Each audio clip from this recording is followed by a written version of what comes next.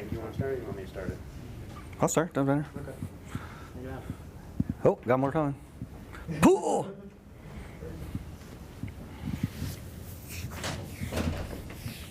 Cool. Hey everybody, thanks for coming. Everybody ready to walk off those tacos to have a little fun here, right? Wow. I'm Frank Limo. I'm the manager of Classroom Technology Services at the University of Nevada, Las Vegas, or UNLV. Jimmy?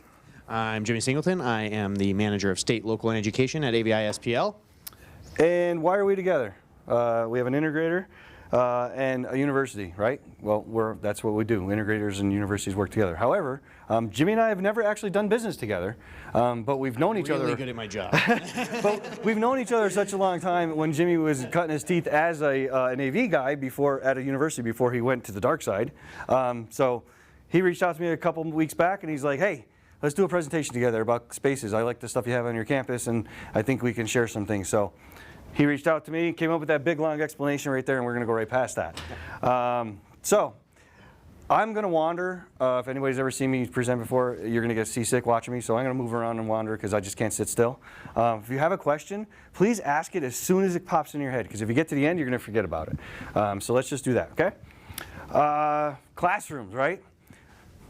Oddly enough, we'll get to some pictures and cool stuff later, but you're sitting in a room that you're going to see in a second, and it's not the actual room, but it's very similar. Think back to the 1900s, right?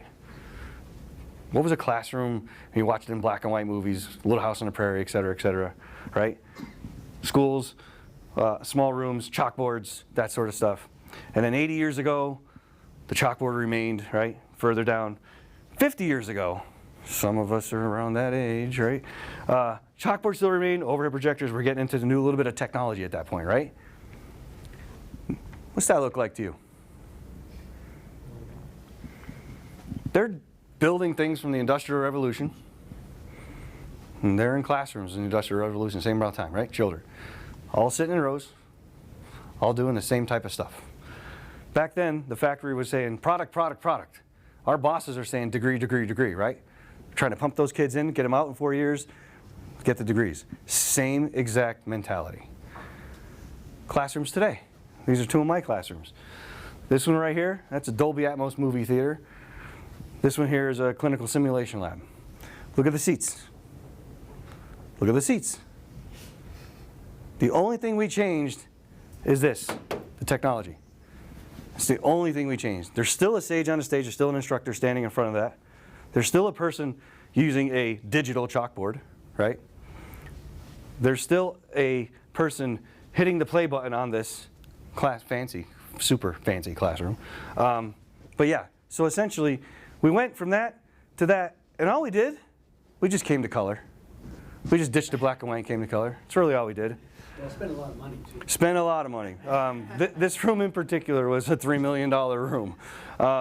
Which most people have on their campus, guys. Right. Pretty standard. Well, you said that earlier. You're talking about we all have this, like the same types of rooms. I'm like, there's only one other school in the country that's got a room like mine. But anyway, so this is an auditorium. We've all seen auditoriums before, but this one is a traditional lecture hall, right? We do lecture capture in there, so if there's an instructor comes in there, they can record it. You got lecture capture.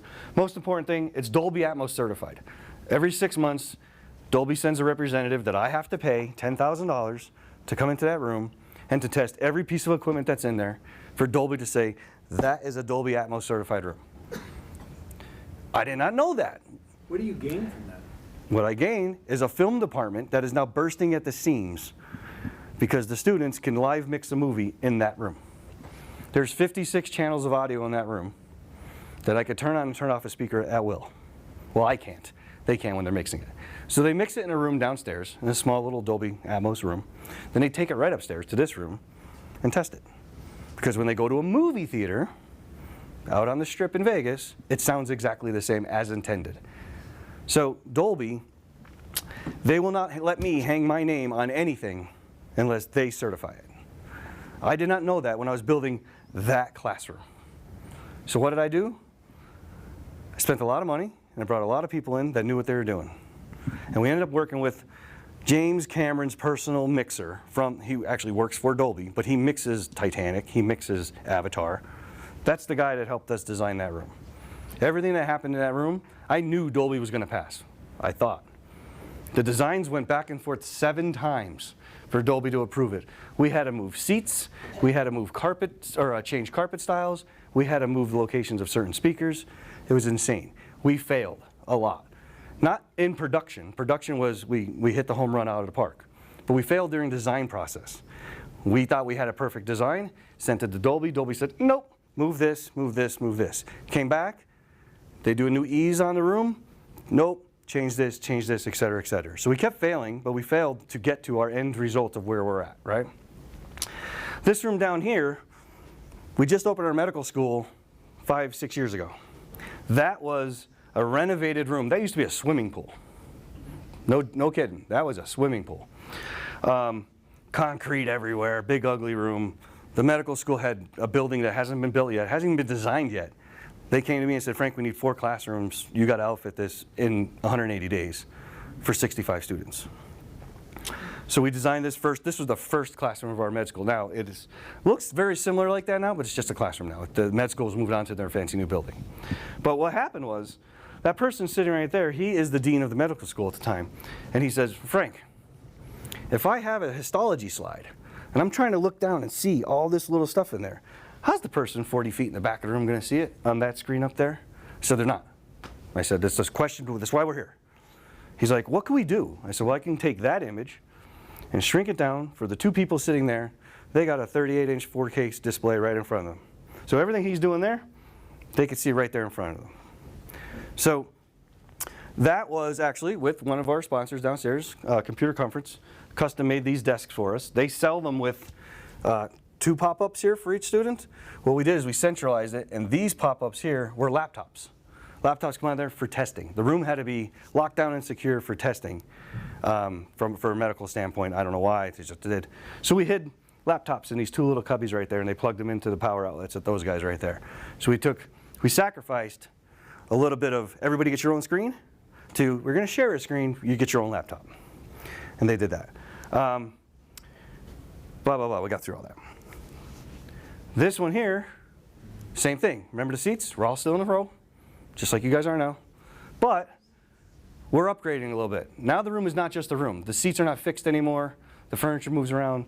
These are bleacher seats. You turn a key on the wall, they compact against the wall, frees up the whole floor.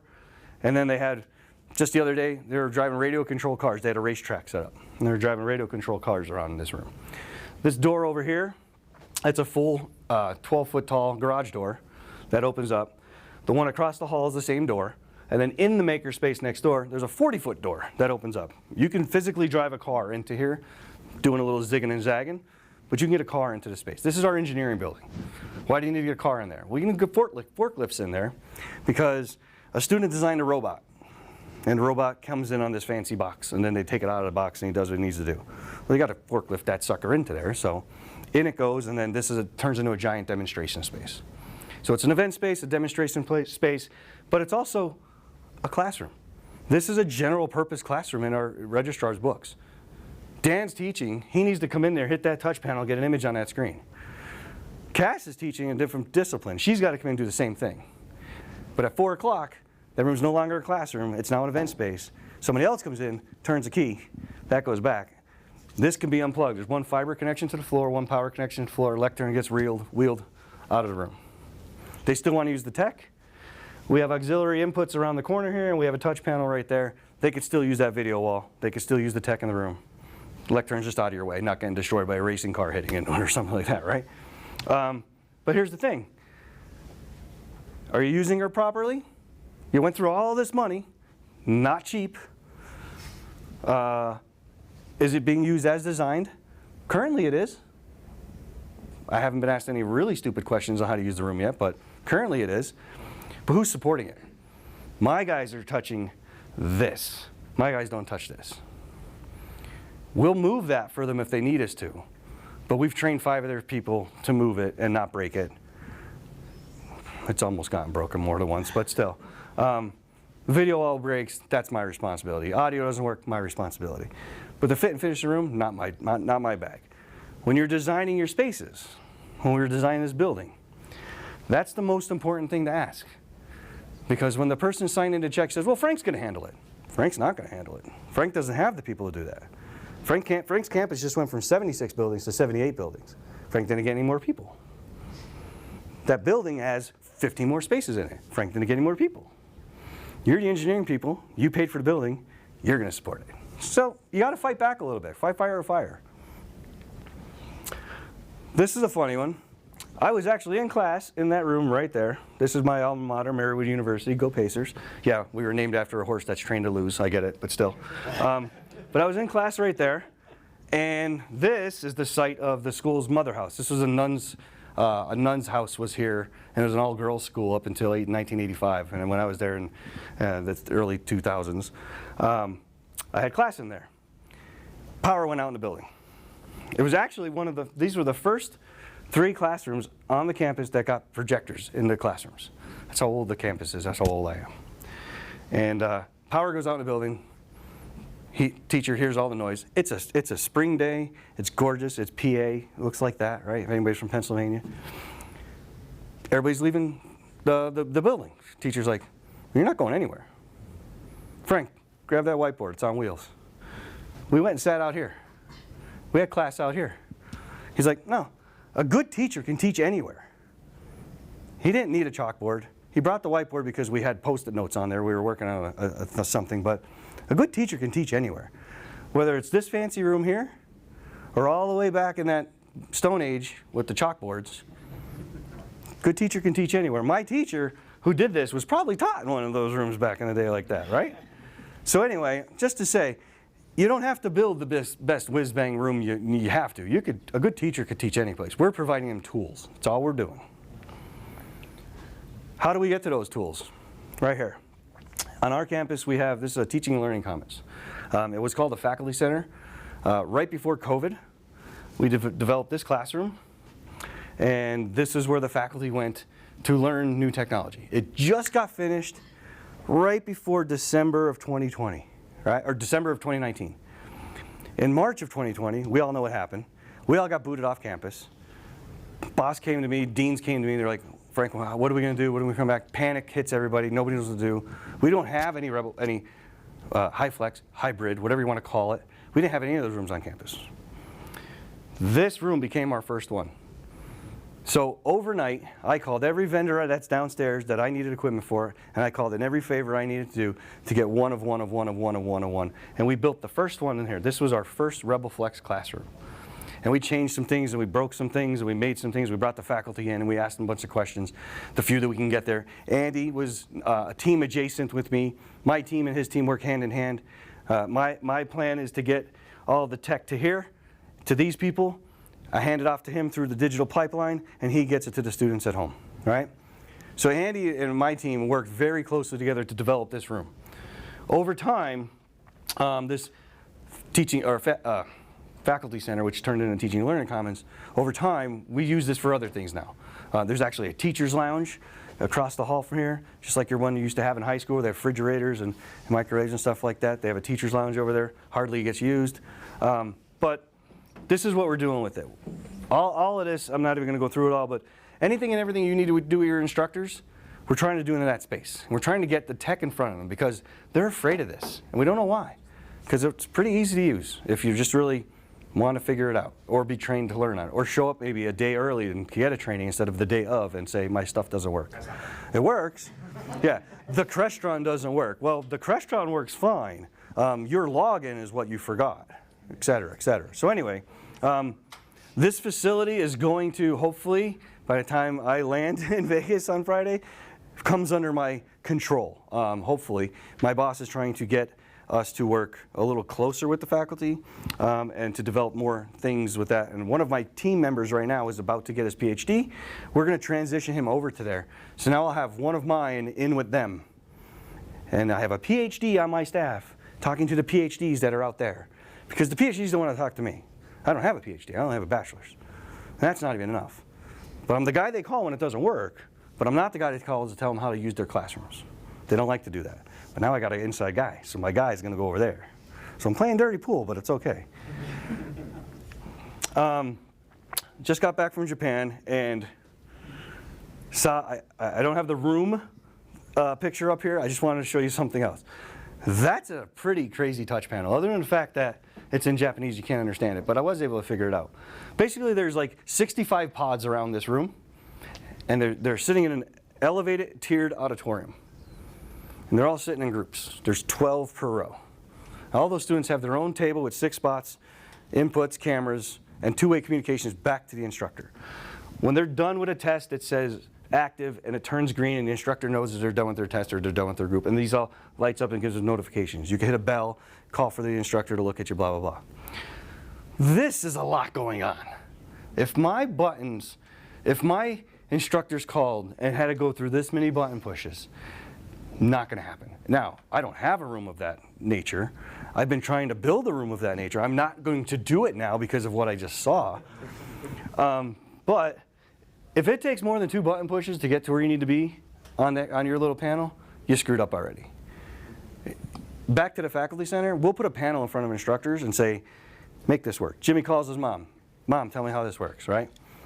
We have to make sure that these are smart people in one thing. They're a genius in their field. They have no time, and it's not a fault of theirs, it's a fault of us. We're a genius in our fields. Our stuff needs to work. They need to go in there, make it work, and get the hell out. Time is money. Every time a classroom doesn't work, schools losing tuition money. Students are getting upset. Surveys come out bad.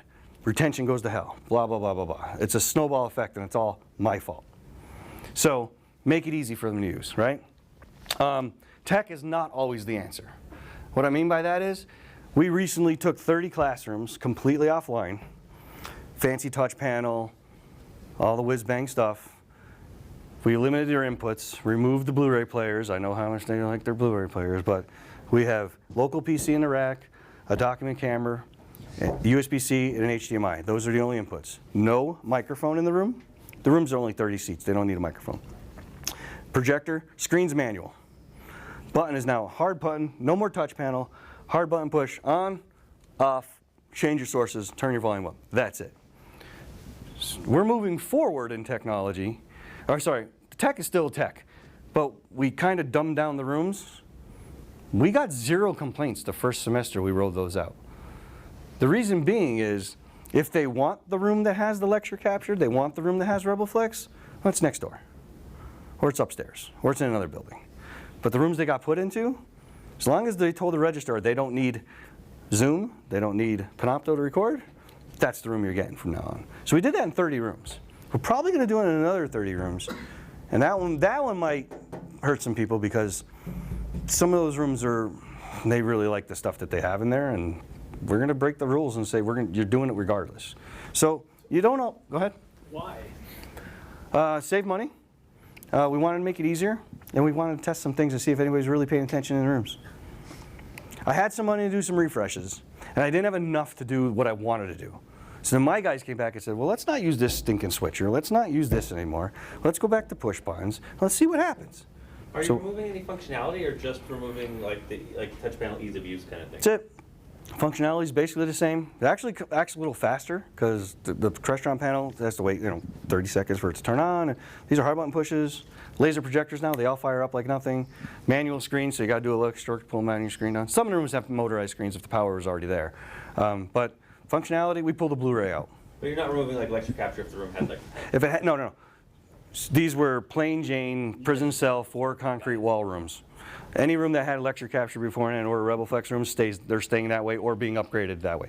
Some of these rooms were on the slate to turn into RebelFlex. I didn't have that money.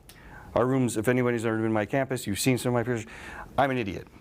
I give my instructors way too much stuff. We spoil our faculty. That happened, that precedent was set just before I got there 15 years ago, and I continued it because they're happy. My phone doesn't ring that often. When it rings, there's a problem. We spoil our faculty, and our deans really encourage it. So until they tell me, Frank, stop building these fancy rooms, I'm going to keep building these fancy rooms. So just curious. Shoot. Like, that room that you're talking about, the 30 by 30 seat room, whatever, cost you 20 grand or whatever. About that. Initially, and then now it's going to cost you 15 to 18 without the furniture. Okay. Yeah, so I'm going to change out furniture, swapping just the gear inside of it.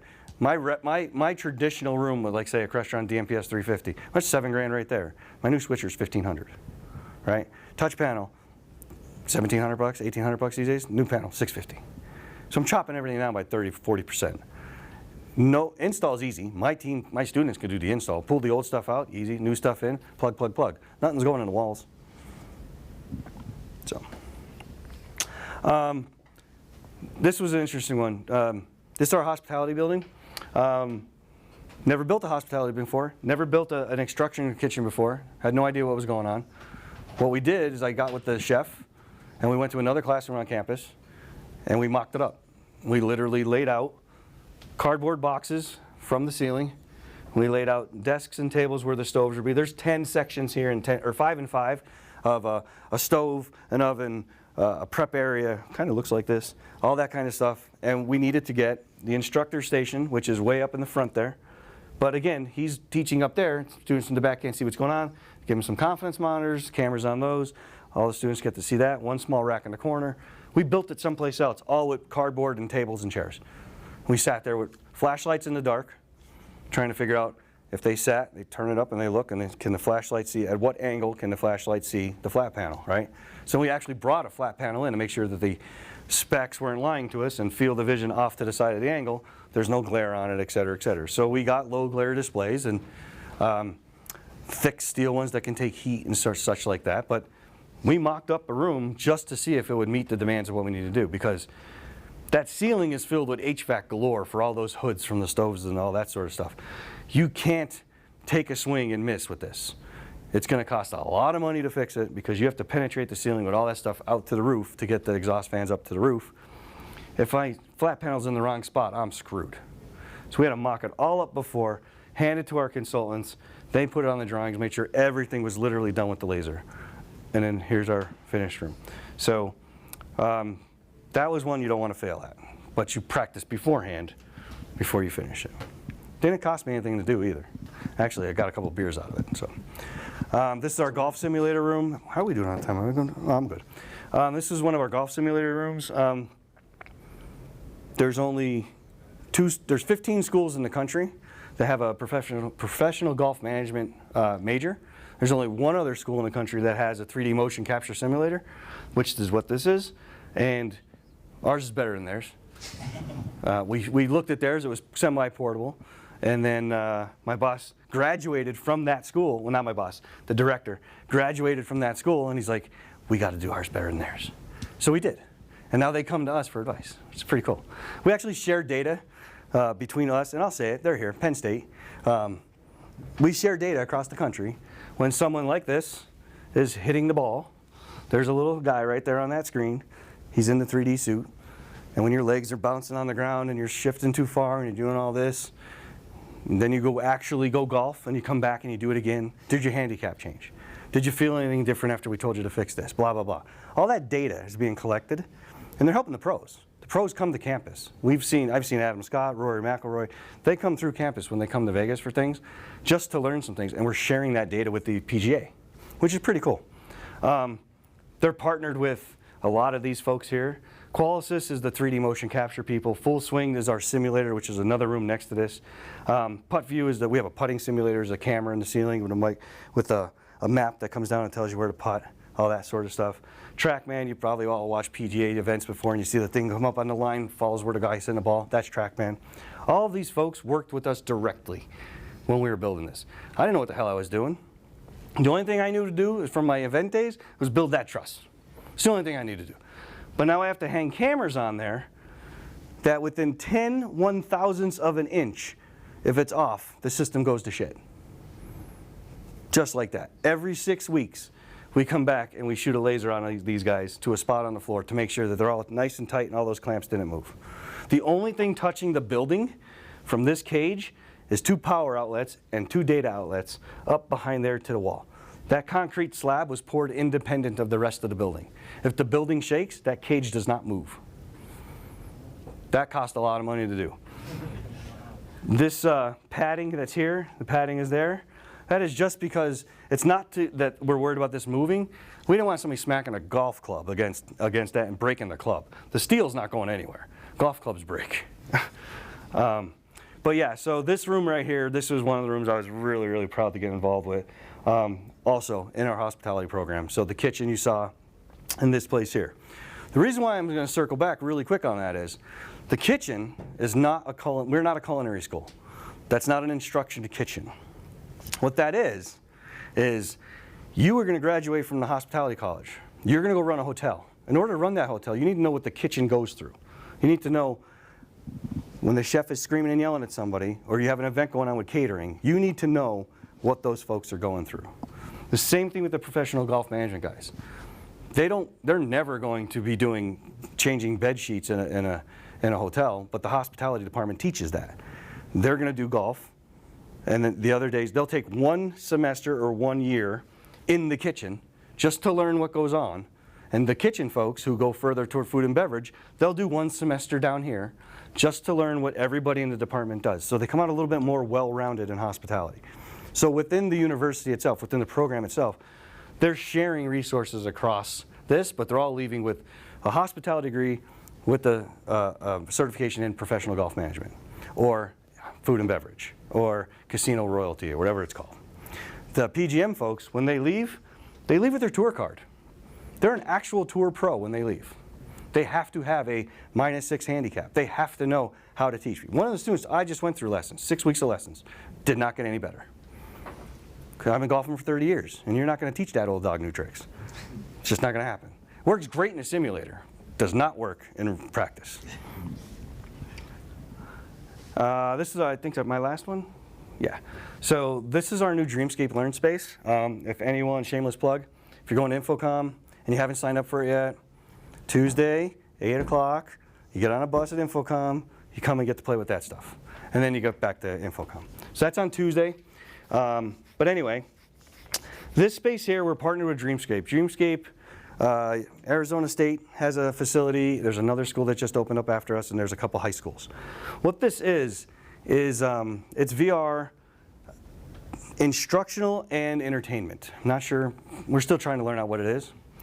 Essentially, there's 2 spaces. There's a classroom side, and there's a free roam side. The free roam side is more entertainment. I've sat through that one. I only got seasick a little bit. But 6 people go into this little pod area, and there's about 12, 15 feet that you can walk around. And they give you so you got things on your feet, and you have things on your gloves and your glasses, and there's these sticks here. And you walk around and you interact with all kinds of stuff. It's basically entertainment. Yeah, great, cool. The cool stuff's up in this room. So instructors come into that room, and what they do is they try to figure out, like that one, for instance, they were designing a parking lot, right? Put yourself in a parking lot, walk through. How many times you guys go through a parking lot and you're like, who put this tree lawn here? How can I get out of here, right? Well, they're going to try and fix that, because if you've ever been to Vegas, we have the worst parking lots in the world. They literally have roads to go nowhere, and it's stupid, and they're all failed architects. But anyway, I digress. So, in that Gambling problems, too. Yes. But the cool part about that is we can share content with Arizona State and the other people that have Dreamscape to develop the modules. We're only allowed to use the modules that have been developed and approved by Dreamscape. There's very few right now. The instructors need to put a lot of time in to get approval through Dreamscape to use the module in the curriculum. So right now, we're in the infant stages. It's pretty new. But, curveball. We learned some things with this. This room here that they're in is $1 million room. I'm not going to build that. But what I did build, I took a computer lab, I stuck a couple flat panels on the wall, put some Oculus glasses on, and next thing you know, we got our own space now. It's not associated with Dreamscape, but we took the information we learned there, and now we have students, we have faculty, and regular staff members like myself are allowed to go in there and use these spaces. So we took the information we learned here, and we went and built our own. And you might be able to see that at the tour if it's not in use. But yeah, so the point I'm trying to make here is we all started way back at that first slide. Black and white, sitting in rows. You show up, stare at your teacher. Can't smile in those pictures, right? All this, they're always looking miserable, right? That kid's not miserable, is she? So that's where we've come. Like, we came from rooms that we sat there and sat in a theater style, and we did what the instructor said, they wrap you on the knuckles. And over time, it grew and grew and grew. And now we're in free roam spaces, and we're building stuff that we don't even know exists. So keep doing cool things. Jimmy. Yes. You're up. Right on. Okay, cool. So yeah, with all of that, I respect the UNLV campus so much. The spaces they have are really cool, and I know a lot of times you can see this stuff and you go, I don't have that kind of money, you know, I don't have Las Vegas money, yada yada, you know, and so you're like, I'm not going to get the hospitality building, but it's different in every college, every campus has something like this, right? And like Frank was saying, learning has just changed a lot. It's not Sage on the stage all the time. There's a lot more of these immersive environments, one way or the other. I just visited this campus like a month ago. This is Mount Sac in California. They have an agriculture and farm program, and there's cameras in this barn that are tied back to their AV systems to view the animals and use as instructional aids and stuff like that. That's something I would have never thought of, right? I was like, no way we're going to install cameras out here, right? But I was out there watching sheep all day. It's pretty great. So when you're thinking about this for your campuses and what's coming up, it's like, what programs are in place at your campus, right? It may not be a hospitality program. You may not be on Las Vegas Strip, and that's what makes sense. But it could be agriculture and farming. It could be sports. It could be trade and technical, HVAC, electricians, anything like that. There's a lot more of that combination coming in. And then K-12 gateway programs as well. What's happening, what resources are needed. You vote on all the same stuff that is in your county. You probably know what there's a shortage of, right? Electricians are a huge shortage right now, so they're pushing a lot of people towards trade schools.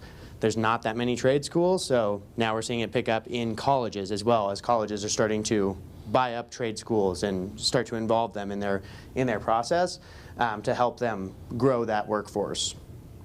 There we go. So some of these, I'm just going to throw out some examples of things that we've done that are similar.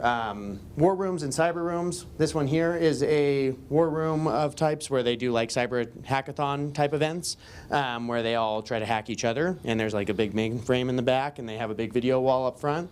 And then they use it as emergency operations centers as well. So if they're training, they have a police and fire program. They can change this to emergency operations. They can view fires that are happening. They can do real-time crime input that's coming in to track that and train new police officers and new firefighters and stuff like that. And then the expectations coming in, right? We kind of talked about this at the first slide, right? Everybody's sitting in a desk and they're bored and doing whatever. But expectations are different now, right? K-12, these students have been in K through 12 and they've grown up with a panel like this, right? They've been walking up to the front of the classroom, touching it and moving things forward. And then they come to college and it's like, oh, there's blackboards and I'm sitting in a room of 300 people. Like, how exciting. Oh boy, I want to do this. To cut in here, yes. We talked about it earlier. Yes. The cycle, right? Yeah.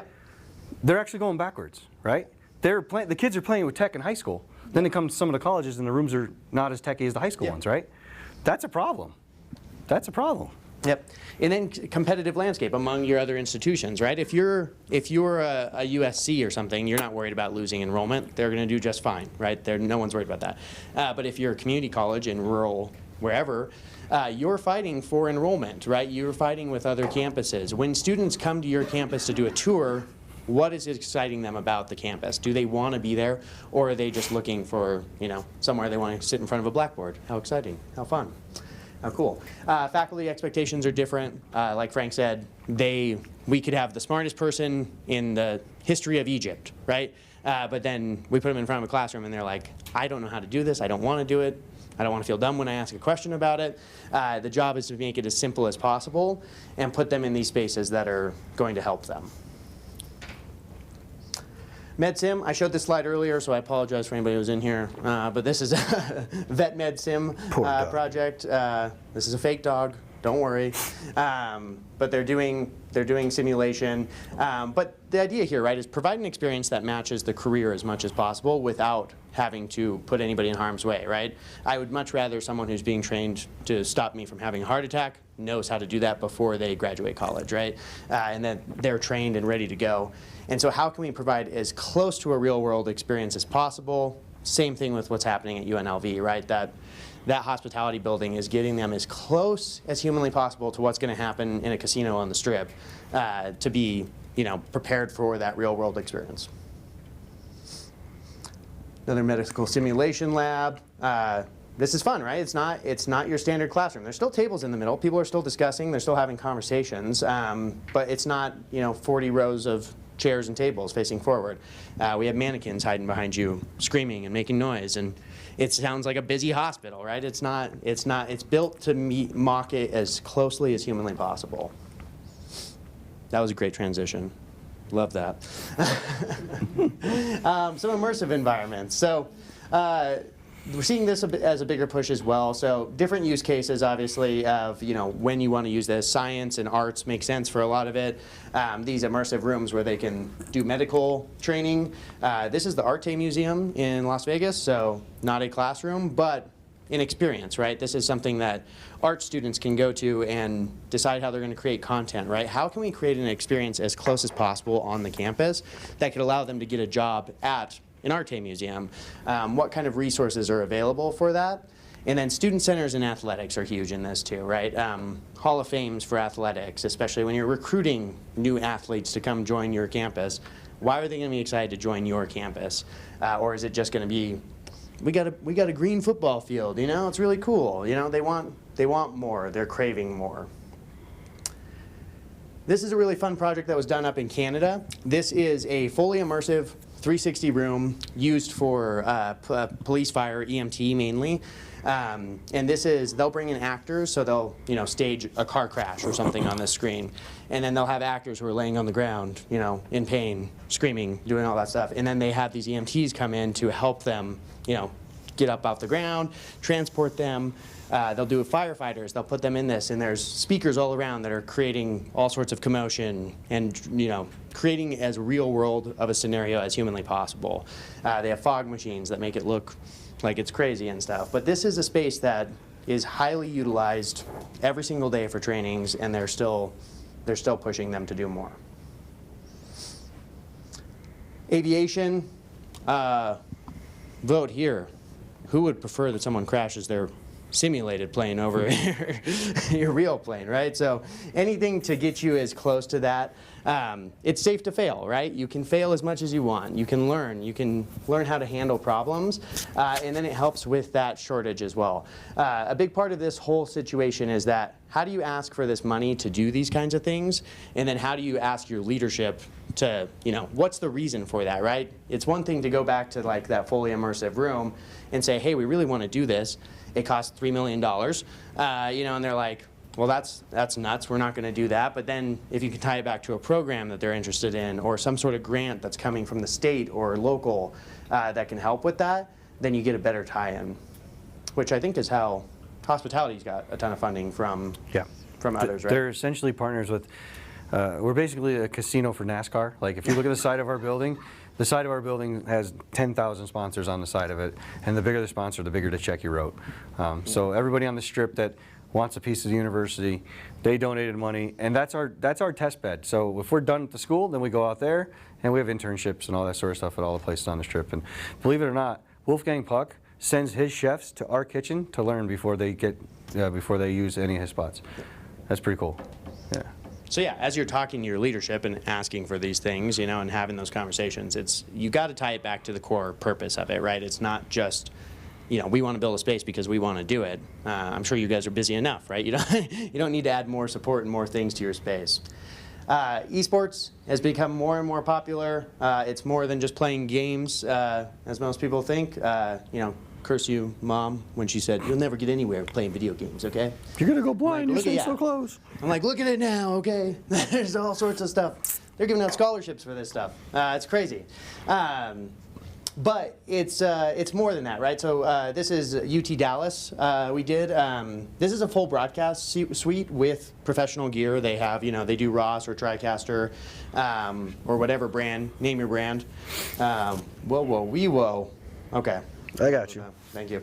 But the idea here, right, is to prep them for careers outside of this, right? So not even just esports, but the idea of having something that's similar to Fox Sports. We want the students to walk out knowing that they've used enterprise level gear to build out a platform, for esports or for sports, it doesn't matter. The idea is to train them as much on this gear that they're going to see in the real world. And if it's esports gaming and coaching and mentoring, there's plenty of jobs in that as well, whether it's through colleges or universities. And then marketing and advertising is a huge part of this too, right? Is how do we get more marketing dollars in? It's another sport in sense that you can pull in for advertising dollars and stuff like that too. So helps you build a program and a push towards it. So with all that being said, how do you do it? How does Frank, when you have a project like this, how do you choose to approach your leadership? What steps do you take? How do you know which gear to use, and what partners do you lean on? The first thing I do, you ready for this? You're not going to like it. The first thing I do is, who's going to support it? I go backwards. I want to know who's going to support it first. That's the first question I ask. And they say, oh, we got people for that. Okay, I'll hold you to that. And by the way, I'm recording this interaction. So the first thing I do is, like, how are we going to support it? Well, we haven't built it yet. I'm not worried about that. So the day we can cut the ribbon, that's the easy day. It's the day that after I cut the ribbon is the hard day. So first thing I ask, who's going to support it? Second thing I ask, where's the space? You give me an old space in the basement, you give me a new room, brand new building, renovating, it's all going to change. That depends on what I put in that room. So before I even do that, who's going to support it? Where's my space? Next one is budget. And once I get to the budget, I get to the space, find out who's going to use it. Get to the actual people who are going to use it. I don't want to talk to the dean. Dean's not a teacher. He was a teacher. He's not anymore. I don't want to talk to them. I want to talk to the person who's going to use that room. We're designing a business building right now. I've had meetings with so many people that I've never even thought I would meet before. None of them teaches in the rooms. They're showing me PowerPoints and renderings. That's the worst part. Architects, renderings, and the internet. That's a bad combination. So they sent me a picture. Well, they sent me. I was in the room. They put a picture on the screen and said, Frank, we want to do that room. I was like, I'll do you one better. I'll get the guy who designed the room on a Zoom call in an hour. Because I've been to this space. You don't want to do that space. He hates that space. You know why? Because somebody told him to build it, and it's not been used once like it's supposed to be used. And they're like, oh shit, what are we going to do now? They don't know that we talk to each other. They don't understand that we have just as many contacts as they have. So what I'm going to do, the next step in Jimmy's question there is, I'm going to reach out to the people that I know that have rooms like that, who have done rooms like that. Prepare myself before I go back to them and pick their brain on how we're going to do X, Y, and Z. Building the rooms are easy. The research to build the room is the hard part. Pulling teeth. The anesthesia goes in, you go to sleep. You wake up, you're groggy, and you go. That whole time, the dentist is in there wrecking your mouth. That's the tough part. Building a built room is easy. Any monkey can build a room.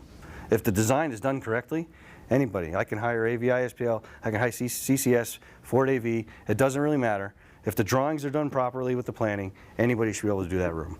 After the room is done, anybody should be able to support it. That's the first question I asked. So that's my full circle. That's how I do things. Make sense? Makes sense. When you're choosing gear for stuff, let's talk gear and demoing and making sure you're getting the right things in. Obviously, you get approval, right? You're talking to leadership. You're getting all that figured out. But what happens next when it comes to like, okay, it's approved, make it happen? Yeah. I have assassins on my team. They will absolutely destroy your equipment. I ask vendors to send me stuff. They send it back. It's literally like on life support. My guys will, I don't mean physically open it up. They will tear it apart. They will find every single thing wrong with it. I have 2 certified geniuses on my team. One's a certified Crestron programmer, and the other one's just a certified nutcase. And they will absolutely find the bad thing. They will send back a list of the bad things. Forget about putting the good things on the list. And I get a phone call like, is there anything it does right? I was like, yeah, sorry, it does all this right, they just didn't put it. They only noticed the bad stuff. So the first thing I'm going to do is I'm going to find the gear, put it in front of them. Have them tear it apart, make sure it works on our ecosystem. Once it's good to go, it gets blessed, it goes in. I'm going to call back that vendor, I'm going to say, hey, first things first, do my discounts apply, my warranties apply, yada, yada, yada. I'm going to get into the meat and potatoes of that stuff. If I have to speed it up a little bit, I will. But anything that we're using new that hasn't been vetted for a new project like that, we want it first, we're going to beat it up and get that information. And then once it is, whether I'm doing the design in-house with my guys or a consultant, we're going to get together and we're going to go over everything and try and build a proof of concept if I have all the gear. If I don't have all the gear, we're going to take that swing that's set up there and maybe get lucky. and we'll do that. My team and I, we've been doing this long enough that if we're going to screw up, we could probably find our way out of the problem. Might cost more money, but that's the only way you learn. So essentially, find the gear, beat it up, make sure it works, and talk to other folks that use that gear and make sure, you know, does it work for you? Does it not work for you? Does it work on your network? Does it not work on your network? Et cetera, et cetera. Yeah, and I'd add to that, as a university or a college, you have a lot more power than I think we lead people to believe, right? Like, there's been products that Frank said no to, and then the manufacturer goes back and rebuilds the product, right? Like, that's what the manufacturers want too, right? They want the feedback, they want it to be honest, they want to know how it's going to work for you, they will obviously want to sell you a bunch of it. So how do they make it work for you? You have that say to do that. And then especially in specialty spaces like this where you might have one-off spaces, you have a lot of gear that you're probably never going to touch again. Like you might only use it for this room, but that means it has to go through that many more paces, right? Because it's only going to get used in this room over and over and over and over again. Shameless plug, the Pearl Nexus that's down at the Epiphan booth right now, developed on my campus. We helped them literally, we did tear open boxes, changed some things, moved it around, and for 16 months, we helped them build that box. It went back and forth to campus, back and forth to Andy, made all the changes and problems and found all these things. That box was developed on my campus. The very first box is actually painted red. And it's still on my campus. It's not green. It's red. They painted it for us. And Frank gets $5 every time. I wish I did. I should have wrote that in a contract. They took all of our IP, those bastards. But no, work with your manufacturers. The good ones listen to you. The bad ones, well, you know what to do with them. Yeah. Awesome. Any questions, Dan? How do you know when you're building like just entertainment or education, like in that 3D environment, right? It's kind of there, it's not really there. You've got a classroom, but you got limited content, an expensive endeavor. An annual fee. That's not out of my budget. Okay. But honestly, I am there for moral support. The Dreamscape people signed the contract with our president. Didn't speak to another person on campus. Andy will attest to that. They were at dinner some night, they had a conversation, they signed a contract without clearing it with anybody. Then came back and threw it on the table, and a bunch of people went, what? And I was one of them. My boss was one of them. His boss was one of them. The library where it sits is one of them. He didn't clear it with anybody. So my job was to come in there, calm people down, and say, okay, here's what's going to happen. The contractor was a Dreamscape. They're going to handle that room. That's not even me. I'm not even going to step foot in there. That conference room next to it, I got you covered there. The training room there with the flat panel, I got you covered there. But the stuff that you're partnering with, you're on your own with that. So my job is basically just to keep people calm. All is well, all is well. We've all seen that from the Animal House, right? That's my job. Just keep people calm and let them, whatever they need to do to figure it out, I'm there as a resource. That's the only thing I could say. If they come, in a teaching environment, if someone comes to me and wants to do a classroom, that's where I bring in my PhD fellow next to me, and I say, this is what we've done in the past, this is what he does now, this is what his degree's in, blah, blah, blah. So we try and get to their level and just make them as calm as possible. Has anybody ever asked for money for these kinds of things? Like, do you have a project where you've done something like you had to? My knees are bleeding. Yeah. I go in, oh, sir, please give me more money. Because I feel like this is one of those expectations where they go, yeah, we want to do this. It looks really cool. I want to do Dreamscape, right? And then you're like, oh, here's how much it costs. And then they go, whoa, okay, wait a minute. I want Dreamscape Lite. Yeah. How do we do that half the cost? So does anybody have any examples of asking for money successfully or unsuccessfully that they'd like to share? Yeah, we had a donor for a new building coming in, and they wanted to make it more active, more high flex, fun times, and not knowing all their words what they really wanted. They wanted a very active space, and so the donor donated the money, but then decided that the donor decided that they wanted to be the designer. If we didn't make it in the round, they were going to take their money away. And we asked, who's going to teach in the round? But similar question to what you said, who's going to support it? So who's going to live in the building to support it? But also, do we have any teachers who have any content to teach in the round, or who are interested in standing in the center? No, we didn't have any of those. So that we literally had to let higher ups fight with the donor, because it was like, we can create this, but what are we creating it for? If you build it, they will come is not true. Oh, yeah. Well, it ties exactly in what you were saying before, but it's like, really, who's the intended audience? Who's going to teach in the room? Obviously, and also, how will this be supported? Yep. Obviously not standard. Yeah, most schools in here, we're R1 institutions. We're a research school. I have recently, just this past year, we've bought Talum, not a plug, but we've used Talum to go over our learning spaces for our classrooms and figure out what we have on campus. My boss asked me how many classes we have. I had no idea. How many pieces of equipment do you have? I had no idea. This last year, we've done that. I only have 198 general purpose classrooms on my giant campus. I have 375 departmental spaces that I do not own, but I design and help support. I have over 100 conference rooms. I have over like 100 digital signage locations. I have more of the campus is someone else's stuff than my own. It's research. All we do is research on our campus. The 4 walls in a classroom, those are easy. It's those other spaces that are insanely expensive and insanely hard to deal with, right? But finding out what you are actually a part of and what you own and don't own, really dig into your softwares or your spreadsheets and whatever, find it. Present that stuff to your higher ups. That's how you're gonna get your money. That's how I just got a bucket of my money, because they had no idea how big our campus was. When I told them we have over 10,000 devices on the network, they almost, you know what they did. They did not know how big we were. And there's new buildings coming online in the next couple of years, and they were like shocked by this. Well, why is this cost going up? Why is this cost going up? Because you keep putting shovels in the ground and building things. So take a look at your ecosystem and see how much spaces you're actually supporting, because I did not realize how much I was supporting until I saw it on paper. Yeah, and I think that story helps tell it, right? Like, research is the main portion of most institutions. That's the reason colleges and universities exist most of the time, is to help push that forward. So these spaces matter. They mean a lot to the institution, but it's on your back to support and figure out, right? So finding a good balance of how to get it and then how to maintain it without, you know, hurting yourself. Hey, Frank. Yes. Related to that question on maintaining, so you build an expensive space, and so I actually jumped to renewal. Like, what do we do to refresh this? Mhm. So you might ask support. I think about what do we do in 5 years. Yep. How do you work through that with donors? And I mean, I heard that, you know, side of your building looks like a NASCAR. What happens on Very good question. refresh? Going through it right now. Yep. That Talum I talked about is a life cycle management software. So I went to my boss and I said, I need $1.6 million to flip these rooms. They are now 9 years old. We had a 6-year plan. COVID screwed that up. From 2013 to 2019, it took me just over $5.4 million to my general purpose rooms, my 200 rooms, to flip them all to the new standard. Well, when I got from 2013 to 2019, that 2019 room is 6 years old.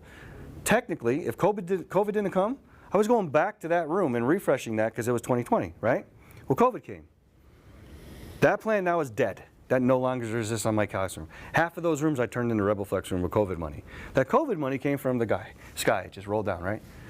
The day he cut me a check for $2 million to do my classrooms, I said to him, do you know in 5 years I'm gonna have to flip these rooms again? I'm gonna need another $2 million or so. We'll worry about it then. What's today's date? Then. It's then. That's why I'm going through this exercise right now. They have no idea how far behind we are. For as awesome of those rooms you just saw, my general purpose rooms are struggling. Yeah. My research spaces, they will dump money after that, hand over fist with donors and donors and donors. But donors don't care about 5 years down the road. They care about right now. Get my name on the building, take my picture, I'm off to the next school. My job now is to complain about that.